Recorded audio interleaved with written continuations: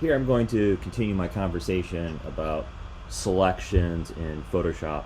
The next type of selection I'm going to cover is called a lasso selection. So if you go into the vertical toolbar, you'll see that there is a lasso tool that's available.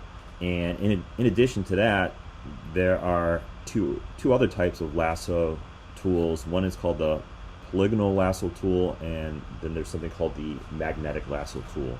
And the general idea with the lasso tool is you basically draw your selection to determine what that selection is. Here I'm just drawing around an area and creating this organic blobby type selection. You can use the lasso tool to basically have total control over how you create this selection.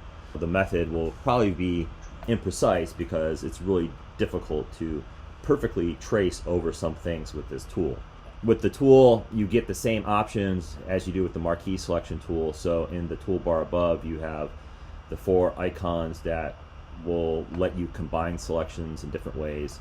There's the feathering option that will let you smooth out the edge of the selection a number of pixels. Anti-aliasing will reduce stair-stepping in the selection and smooth out the edges a little bit too. And then select and mask opens up a special window that lets you modify any type of mask that you may want to create with the selection. So if I want to add multiple selections together, I can select this second icon that represents combining selections, and every time I draw something with the lasso tool, it's going to add to it. It's the same thing as clicking on shift and drawing as well.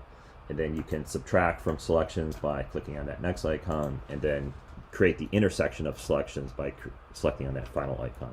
And all the other shortcuts apply. So if you want to get rid of a selection, you can hit Command D or Control D, or you can go into the select menu and get rid of something.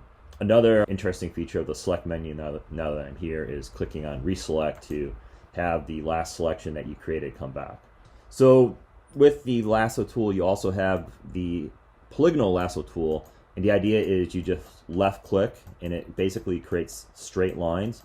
So this gives you a more geometric type selection, so it's great for creating different types of shapes. And then you have something called the magnetic lasso tool, and what that does is, if I zoom in on something here like this statue, the magnetic lasso tool is looking for areas of contrasting pixels.